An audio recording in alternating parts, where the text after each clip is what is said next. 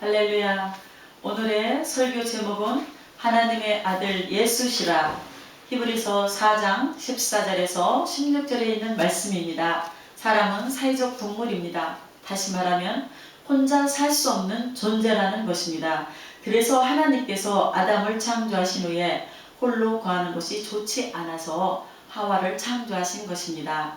그래서 우리 인생은 더불어 살아가게 되어 있습니다. 그런데 문제는 이 세상은 살다 보면 진정으로 나를 알고 이해하는 사람을 찾기가 참 어렵다고 하는 것입니다. 왜냐하면 모든 사람들이 자기를 감추고 가면을 쓰고 살기 때문에 그렇습니다. 위선의 가면을 쓰고 삽니다. 겉으로는 양심 바르고 모든 면에 부끄러움이 없는 것처럼 살지만 그 속은 썩을 대로 썩은 사람들이 많이 있습니다. 겉으로는 따뜻한 모습으로 사랑의 모습으로 사람들을 대하지만 그 안에 살인마가 들어있어 가지고 사람들을 죽이고 또 죽이고 그래도 양심에 가책이 없이 살아가다가 붙잡혀 감옥에 간 사람도 있습니다. 지난번에 자기가 고백했잖아요.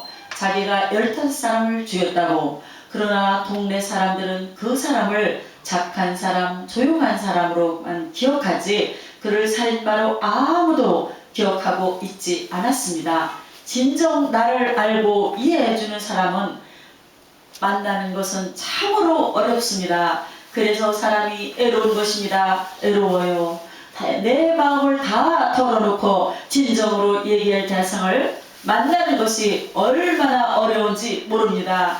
이 애로운 인생길에서 우리의 속마음을 다 알고 우리의 모든 것을 완전히 이해하고 나를 용납하고 받아주시는 분이 바로 우리의 구세주 예수 그리스도이십니다. 예수 그리스도만이 우리의 참된 구주가 되시고 참된 친구가 되시고 동행자가 되어주시고 위로자가 되어주시고 우리의 일생을 이끌어가는 사람의 주님이 되시는 것입니다. 얼마나 주님 은혜에 감사한지요. 첫째로 대제사장 되신 예수님. 성경은 먼저 예수님이 우리에게 대제사장으로 오셨다고 말씀합니다. 히브리서 4장 14절은 설명합니다.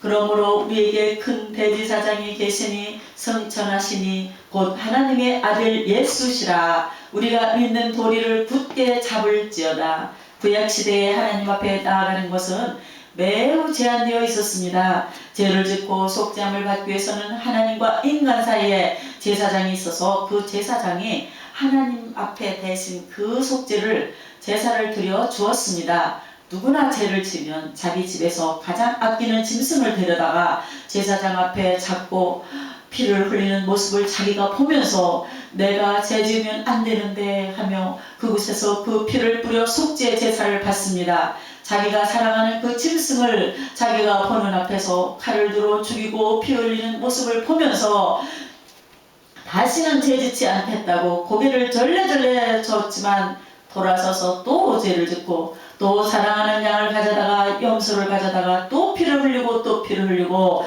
이것이 구약 제사함의 제사였고 특별히 온 이스라엘 백성의 죄를 사하기 위해서 대제사장이 1년에 한 번 성막 안에 있는 성수 안에 있는 지성소가 있어요. 그 지성소에 들어갑니다. 이 지성소에 들어가서 온 이스라엘 백성의 죄를 사하기 위해서 피를 뿌려 속죄의 제사를 드리는 것입니다. 그래서 제사함의 문제는 늘 하나님 앞에서 죄를 지었을 때마다 또 제사함을 받고 또 제사함을 받고 또 제사함을 받는 인위적인 속죄에 불과했습니다. 누구도 죄에서 자유로울 수 없습니다.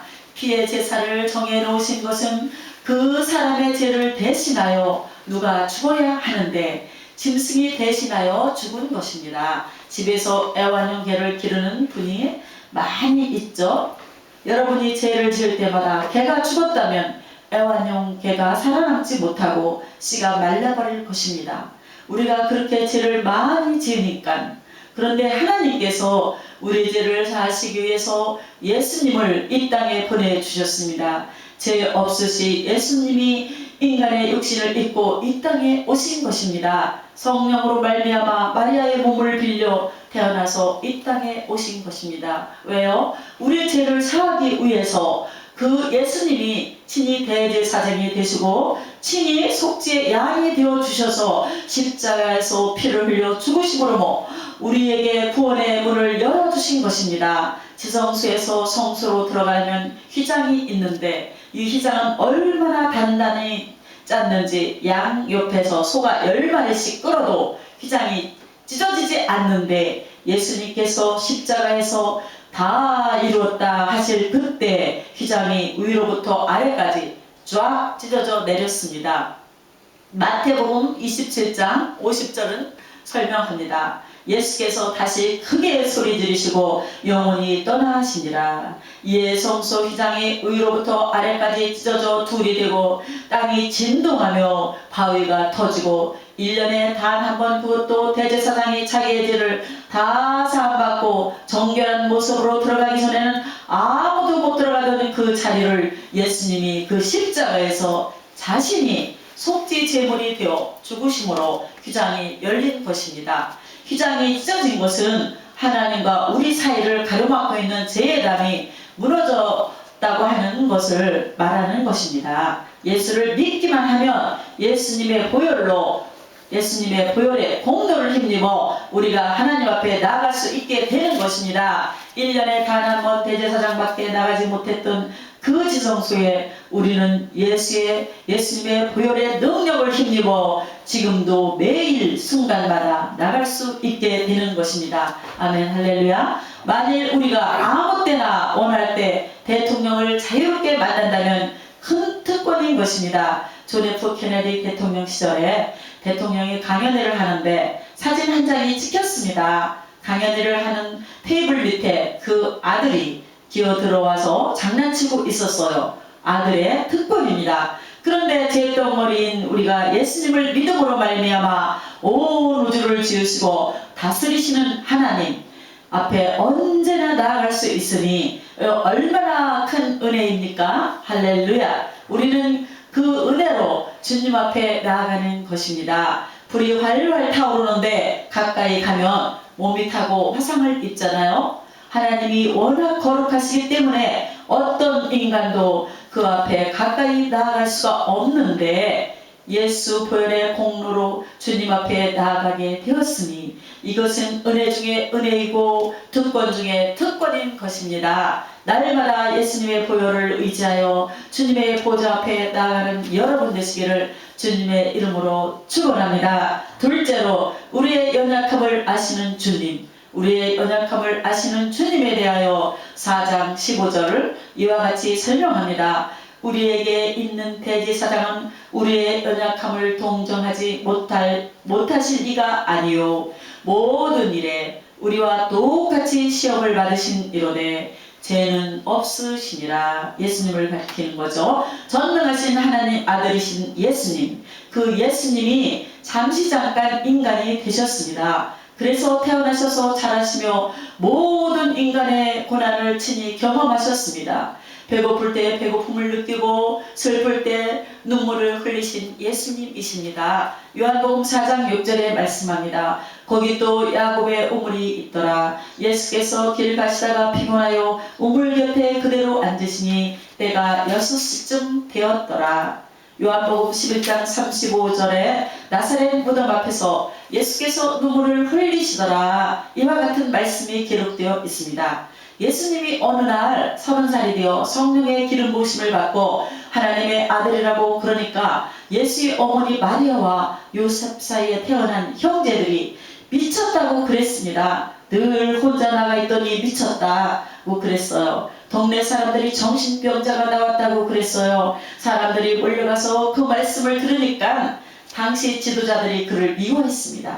바리새인 사두개인들이 어떻게 하면 예수님을 죽일까 모여서 연구를 했습니다. 마지막에는 제자들에게 배신을 당하고 끌려가셔서 채찍질을 당하셨는데 그 채찍 끝에는 뼈 조각, 날카로운 것이 붙어 있어서 때릴 때마다 살점이 뜯어져 나갔어요. 온 덩어리가 뜯어져 나갔습니다. 얼마나 아프셨겠습니까?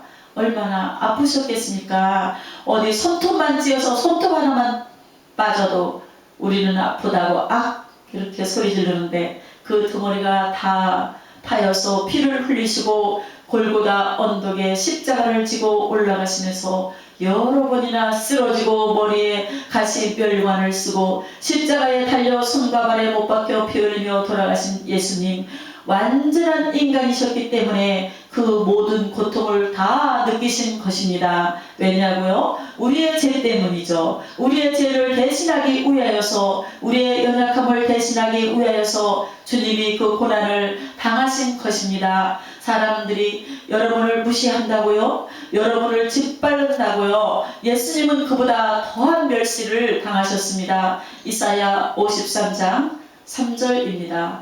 그는 멸시를 받아 사람들에게 버림받았으며 강고를 많이 겪었으며 질고를 아는 자라. 마치 사람들이 그에게서 얼굴을 가리는 것 같이 멸시를 당하였고 우리도 그를 귀히 여기지 아니하였도다.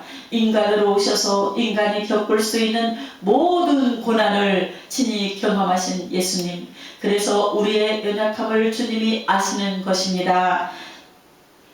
아마 이 세상에서 존재하는 사람들 가운데 예수님처럼 애롭게 사신 분이 없었을 것입니다. 아무도 예수님을 이해하지 못하니까. 누가요? 내가 하나님 아들이라고 믿겠습니까? 누가 예수님을 이해했겠습니까? 예수님 어머니 마리아가 그나마 성령의 감동을 받아 예수님을 잉태했기 때문에 예수님을 가장 많이 알고 있었을 것입니다. 그 누구도 예수님을 제대로 알지 못했습니다. 마지막 순간에 수지자 베드로마저도 3번이나 부인하고 예수님께 등을 돌린 사람입니다. 그 애로움을 주님이 겪으셨습니다. 왜 우리가 겪을 애로움을 주님이 대신 겪으시기 위해서 그 고난을 당하신 것입니다. 우리가 너무나 힘들고 어려운 밤 잠자지 못하고 눈물로 베개를 젖을 때 주님이 곁에 오셔서 우리를 꼭 껴안아 주시면서 힘들지? 내가 너의 아픔을 안다. 내가 너를 사랑한다. 주님이 말씀하고 계신 것입니다. 여러분 경험을 많이 하셨을 줄 압니다. 힘들고 어려울 때, 애롭고 슬플 때, 이 세상에 나밖에 없다고 그렇게 절망할 때 주님을 붙잡으시기 바랍니다. 아멘, 할렐루야. 주님이 여러분의 연약함을 아십니다. 히브리서 5장 2절은 말씀합니다. 그가 무식하고 미혹된 자를 능히 용납할 수 있는 것은 자기도 연약함에 휩싸여 있습니다. 나그네 길의 인생을 살아가는 우리의 연약함과 아픔을 아십니다. 우리가 실수하고 넘어져 아파 쓰러져 있을 때 많은 사람들이 우리에게 손가락질을 하고 비판의 돌을 던질 때 주님이 막아주시면서 나는 너를 버리지 않아. 나는 너의 일생을 함께 할 거야. 이렇게 우리를 위로하고 우리의 연약함을 아시고 우리를 붙들어 주십니다. 여러분 절대 혼자가 아닙니다. 혼자 내버려 내동댕이 쳐진 절망의 존재가 아닙니다. 주님이 여러분과 함께 하십니다. 주님이 여러분과 함께 하십니다.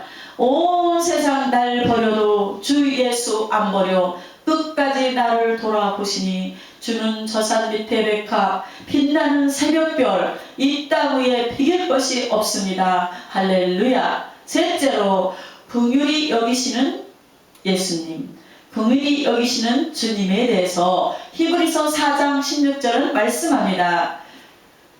그러므로 우리는 긍휼히 여기심을 받고 때를 따라 돕는 은혜를 얻기 위하여 은혜의 보좌 앞에 담대히 나아갈 것이니라. 예수님이 대지사장이 되셔서 우리의 죄를 사하여 주실 뿐만 아니라 인간의 몸을 입고 오셔서 우리의 연약함을 아시고 우리를 돌보시고 나아가서 우리가 절망에 처했을 때, 상처 입고 쓰러져 몸부림치고 있을 때, 힘들어할 때 우리를 불쌍히 돌아보시고 우리의 모든 문제를 해결해 주시는 분이십니다. 문제와 어려움에 부딪혔을 때, 아무에게도 말 못할 고민에 처했을 때, 내 아픔 가운데 상처 가운데 어쩔 바 모르고 주저앉아 있을 때 그때가 바로 주님의 보좌 앞에 나아갈 때인 것입니다. 아멘, 할렐루야. 사람이 주는 의로는 일시적인 것입니다. 그러나 주님의 보좌 앞에 나아갈 때 주님의 긍휼하심이 임하는 것입니다.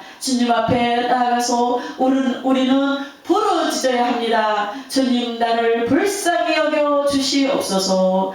제가 너무나 힘들어서 더 이상 살기 원치 않습니다. 주님, 저를 살려주시고 불쌍히 여겨 주시옵소서. 나면서부터 앞을 보지 못하는 바디메오가 있습니다. 많이 설교를 들었을 줄 압니다. 그런데 귀는 밝아서 모든 이야기를 다 들을 수 있었습니다.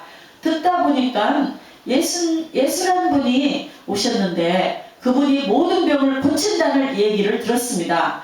평생 소원이 예수님을 만나는 것이었어요. 그런데 어느 날 웅성웅성 하더니 예수님이 오신다는 소리가 바디메오 귀에 들려왔습니다. 너무나 기뻐서 다윗의 자손 예수여, 나를 불쌍히 여기소서. 마가복음 10장 47절 48절은 설명합니다. 나사렛 예수시란 말을 듣고 소리질러 이르되 다윗의 자손 예수여, 나를 불쌍히 여기소서 하거늘 많은 사람이 꾸짖어 잠잠하라 하되 그가 더욱 크게 소리질러 이르되 다윗의 자손 예수여, 나를 불쌍히 여기소서 하는지라. 갑자기 소리를 지르니까 시끄러워, 무슨 소리를 지르고 난리야, 조용해. 그러니까 더 큰 소리로 다윗의 자손 예수여, 나를 긍휼히 여겨 주옵소서. 나를 불쌍히 여겨 주옵소서. 그 많은 사람들이 예수님을 싸우고 가는데 얼마나 소리가 컸던지 예수님이 발을 멈췄습니다. 저자를 내게로 오게 하라. 할렐루야. 주님이 다가가 걸음을 멈출 때까지 여러분 부르짖고 또 부르짖기를 바랍니다.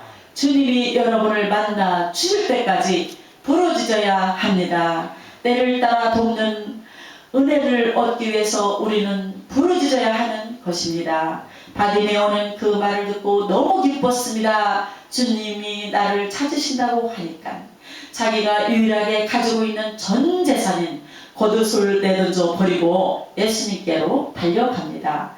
그 겉옷은 비가 올 때는 우비가 되고 잠잘 때는 자기에게 담요와 이불이 되고 동냥할 때는 그 앞에 좌판에서 동냥판이 되고 보통 때는 방석이 되고 이 하나 가지고 모든 것을 다 하였는데 전 재산이었는데 이게 중요하지 않았습니다. 내 평생의 소원이 바디메오에게는 눈을 떠는 것이었거든요.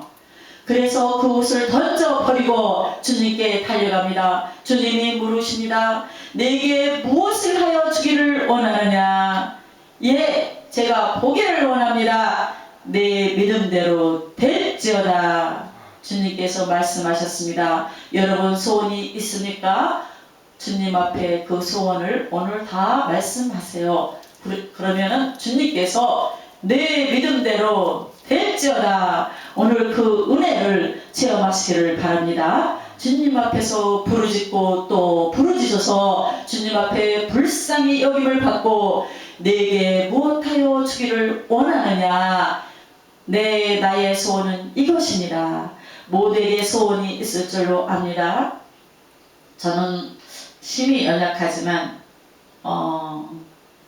하나님의 그 사명을 받는 그때부터 기도원에서부터 주님의 음성을 들었을 때부터 온 세상에 복음을 전파하며 선교하는 게 저의 소원이고 지금도 그게 꿈이고 저는 저의 자녀들도 제가 아는 모든 사람들이 그 일을 함께 하기를 늘 기도하고 원하는 게 저의 소원입니다. 여러분들도 각자 나름대로 다 소원이 있을 줄로 믿습니다. 꿈이 있는 백성은 절대 망하지 않는다고 성경에 말씀하고 있습니다. 시편 40편 1절에서 2절입니다. 내가 야훼를 기다리고 기다렸더니 귀를 기울이사 나의 부르짖음을 들으셨도다. 나를 기가 막힐 웅덩이와 수렁에서 끌어올리시고 내 발을 반석 위에 두사 내 걸음을 견고하게 하셨도다. 때를 따라 돕는 은혜라는 것은 하나님의 때가 있다는 것입니다. 여러분, 사과가 그냥 나무에 열리는 것이 아닙니다. 심고 5년을 기다려야 열리는 것입니다. 모르셨죠? 쌀 농사는 봄에 심고 가을에 거두고 포도는 매년 열리지만 나무마다 열리는 시기가 따로 있습니다. 때가 있습니다. 하나님의 은혜의 때가 있습니다. 그 때를 놓치면 안 됩니다. 수증기가 하늘로 올라가는데 결국은 구름이 되어서 비가 내릴 때가 있는 것입니다. 그때까지 주님 앞에 나아가야 되는 것입니다. 부르짖어야 되는 것입니다. 아무리 힘들고 어려워도 주님 나를 불쌍히 여겨 주시옵소서 부르짖음을 멈추지 않기를 바랍니다. 여러분의 간절한 소원이 응답될 때까지 부르짖고 또 부르짖고 부르짖어 또 부르짖기를 바랍니다. 쉬지 말고 기도하여 응답 받으시기를 바랍니다. 찬송가 저 장미꽃 위에 이슬을 지으신 분은 찰스 어스틴 마일즈라고 하는 분입니다. 이분이 1913년에 찬송을 지었어요. 그런데 지금 100년이 넘도록 많은 사람들에게 큰 감동을 주고 있는 찬송이죠.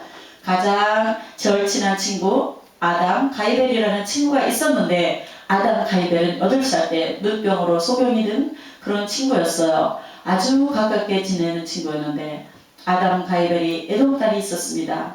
참 믿음으로 잘 길러서 좋은 신랑을 만나서 결혼을 시켰는데 그런데 그 사위가 나아가서 일하는 공장에서 폭발 사고가 나서 사위가 죽었습니다. 하나님 앞에 아담 가이벨이 부르짖습니다. 하나님 어찌하여 우리 가정에 이런 일이 있을 수 있습니까? 제가 저희 가정의 평생 동안 주님을 잘 섬겼는데 어찌하여 나의 사랑하는 딸의 남편이 나의 사위가 이렇게 불의의 사고로 죽을 수가 있습니까? 큰 슬픔에 잠겨서 찰스 어스틴 마일즈를 찾아갑니다. 이런 찬송 하나만 지어주셨으면 좋겠습니다. 찬송을 지어줄 때 이렇게 말을 했겠죠. 희망을 잃고 힘없이 절망에 빠진 사람에게 희망을 주고 피곤해 지친 사람들의 마음에 쉼을 주고 죽음의 침상에서 평안의 베개처럼 느낄 수 있는 그런 찬송을 하나 줘. 그래서 그런 찬송을 지어야겠다는 그 마음을 가지고 있는데 어느 날 요한복음 20장을 펴서 읽다가 감동이 다가오는데 온몸에 전율이 있었습니다. 막달라 마리아가 예수님의 무덤에 갔다가 예수님의 시체가 없어진 것을 알고 울고 있는 장면이 눈에 들어오는데 마치 자기가 서서 보는 것 같았어요. 예수님 부활하신 것도 모르고 다른 사람은 왔다 다 갔는데 막달라 마리아는 혼자 우리 예수님 어디 갔지? 우리 예수님 어디 갔지? 눈물로 예수님을 찾고 있습니다. 저쪽 뒤에 서 계시다가 여자여 어찌하여 울려 누구를 찾느냐. 네, 당신이 우리 주님의 시체를 가지고 갔으면 내가 가져가겠습니다. 어디 옮겨 놓았습니까? 예수님이 부르십니다. 마리아는 예수님인지 몰랐죠. 마리아야, 그 음성을 듣고 마리아가 눈을 떠보니 예수님, 오 주님 하고 엎드린 그 감동적인 장면, 그 장면이 생각나서 펜을 들었어요. 그리고 쓴 찬송이, 그리고 지은 시가 찬송가 442장이에요.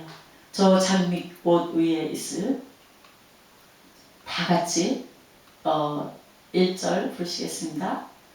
저 장미꽃 위에 있을 아직 맺혀 있는 그때에 귀에 우는 소리 들리니 주 음성 분명하다. 주님 나와 동행을 하면서 나를 친구 삼으셨네. 우리 서로 받은 그 기쁨은 알 사람이